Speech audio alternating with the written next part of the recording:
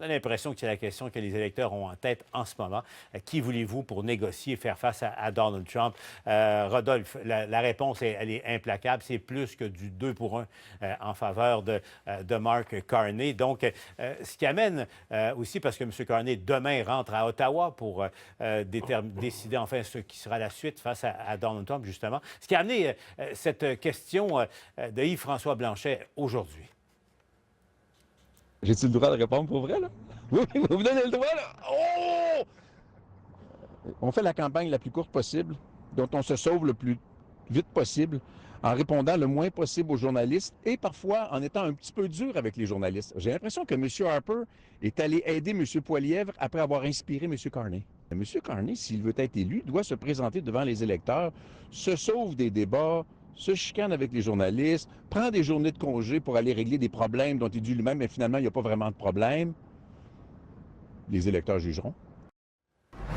Est-ce qu'il se sauve? Est-ce qu'il se sauve, M. Carney? Amir, tu dis oui? Oui, bien, les deux sont faibles, hein, à mon avis. Faibles? Carney comme Poilievre. Donc, c'est vrai, il tente d'esquiver. Ils ont es-tu plein d'accord? Il n'a fait failles. aucune D'abord- entrevue au Québec, Carney, depuis le début. Depuis qu'il est premier ministre, aucune entrevue. oui. C'est quand Non, même il y en a une. scandaleux. Il y en a une. D'abord, ça, le c'est français. vrai. OK. D'abord, le français, l'absence de connaissances approfondies de la politique canadienne, les squelettes sur le plan financier, ces trucs de paradis fiscaux, etc., les squelettes dans le placard. Donc, il y a ces faiblesses importantes. Maintenant, bon, quoi qu'il en soit, étant donné la situation, on est devant les faits. Il remporte quand même l'adhésion d'une bonne partie de la population pour ce qui est de la bataille à mener avec Trump.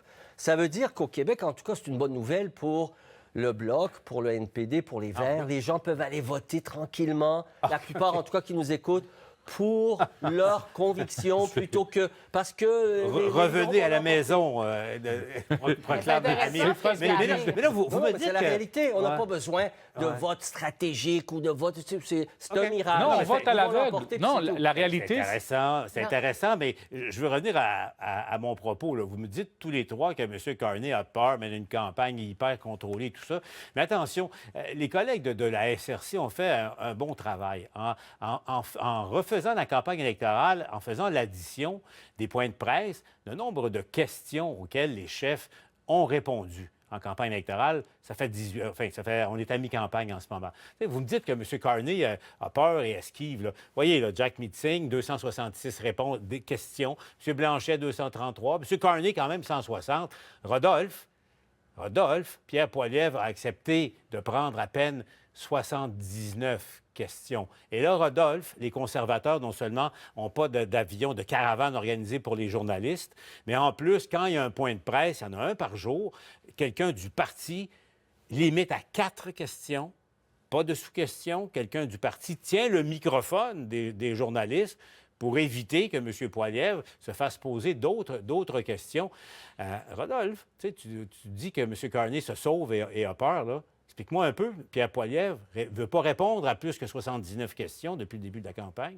Mais c'est toute la jeu d'une campagne traditionnelle aujourd'hui, c'est de ne pas dévier du message du jour, de l'annonce du jour. On a vu que tous les jours, M. Poilievre a essayé de proposer quelque chose, d'amener quelque chose. Hein? Et c'est sûr que quand il y a plus de questions qui amènent sur d'autres sujets, bien, ça fait que la couverture n'est pas là-dessus. Ça veut dire que ce n'est pas quelque chose de nouveau ou de révolutionnaire. Ça s'appelle contrôler le message. Oui, les conservateurs le font plus que les autres partis. Mais là, ça ne devient pas de l'hyper-contrôle, du contrôle un peu malade. Tu sais, parce que ça fait partie de la démocratie. Là. Les chefs sont là pour, oui, présenter leur programme, leurs idées, mais en même temps répondre aux questions légitimes. Oui, mais attendez, là, M. Carney, tout ce qu'il répond, c'est Trump, c'est Trump, c'est Trump. Donc, si c'est dire 160 fois, c'est la faute de Trump et M. Poilievre qui répond, écoutez, moi, je vous propose ça et ça, on peut quand même faire un petit équilibre aussi. C'est pas seulement la quantité, c'est la qualité. M. Poilievre a juste à répondre à la même chose. C'est de bonne guerre, mais c'est pas de bonne Mais moi, je comprends pas pourquoi Poilievre répond pas plus aux questions, parce que d'une part, il connaît toutes ses lignes, il connaît son programme. Mais il a fait plus d'entrevues au Québec que M.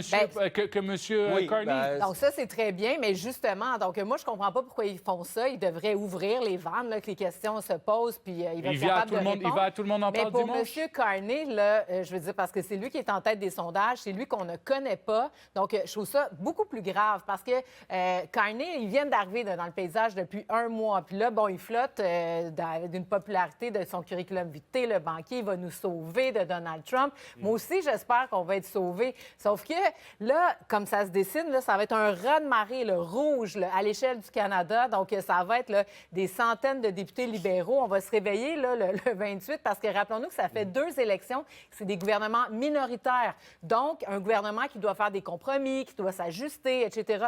Là, ça va être un bloc massif et ça va être 4 ans. Ça, c'est excessivement long. Et ça va être dur sur les gens provinces. Vont décider. Mais je reviens à mon propos, Rodolphe, je te repose la question. Parlons-nous franchement et en québécois. Tu dis, toi, que Carney est un pissou.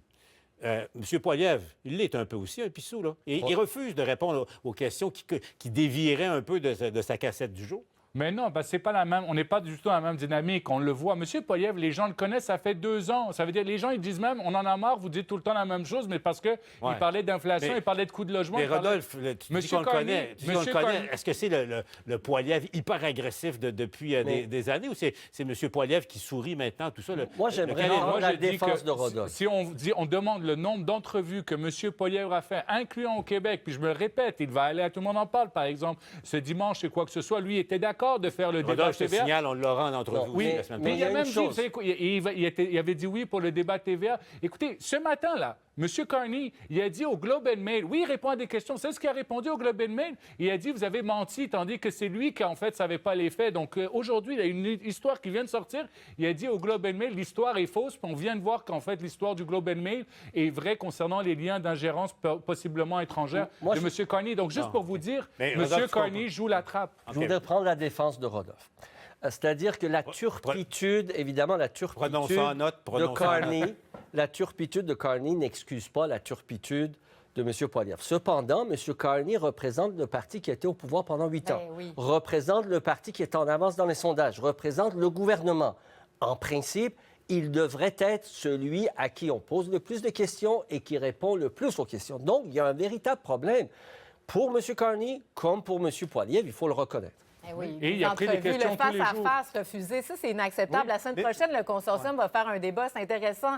Mais je veux dire, il n'y a pas de face-à-face, il n'y a pas vraiment de débat. Les gens vont pouvoir décliner leur... On comprend ça. Mais en même temps, M. Poilievre demande aux Canadiens de l'élire comme premier ministre. Il est le premier ministre en devenir, espère-t-il. Alors, il y a beaucoup de questions aussi qui restent sans réponse. Elsie, je vais t'en donner 2, par exemple.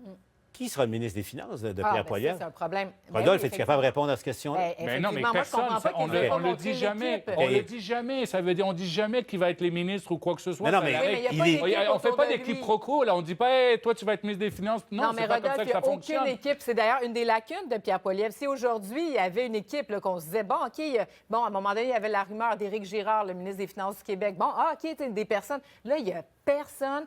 L'équipe québécoise, je veux dire, on ne les voit pas. Gérard Deltel, il est où? Pierre Poilievre, il vient de faire une conférence de presse. Les élus du Québec viennent de faire une conférence de presse. Là, ils viennent aujourd'hui au Québec. Aujourd'hui, devine quoi? Je suis persuadé que M. Poilievre a dans sa manche toute une série de gens aussi déterminés à aller à droite que lui, aussi, je dirais, boqués sur les idées. Mais qui croient à leur programme. Oui, mais ce programme-là, il n'a rien de progressiste, là, bien que le parti s'appelait. Et d'ailleurs, moi j'ai jamais même en rupture avec Harper. Mais moi, j'ai jamais entendu parler qu'on promet des postes de ministre avant d'être premier ministre, puis avant d'un gouvernement, puis avant d'être élu. Donc, je suis désolé. Rodolphe, mais présenter une équipe. Une équipe, oui, il y a 300, il y a des candidats partout. On ne les entend pas, ils ne font pas d'entrevue. On ne les voit pas beaucoup, Rodolphe. Mais on ne voit pas non plus l'équipe de Mike Carney. Là. Donc, il y a tous les mêmes ministres là, qui vont tous réapparaître là, dans 2 semaines, qu'on ne voit pas du tout. Ils vont tous réapparaître. Bonjour, nous sommes encore que de bonnes les mêmes personnes. Vous comprenez, je vous tirais la pipe un petit peu.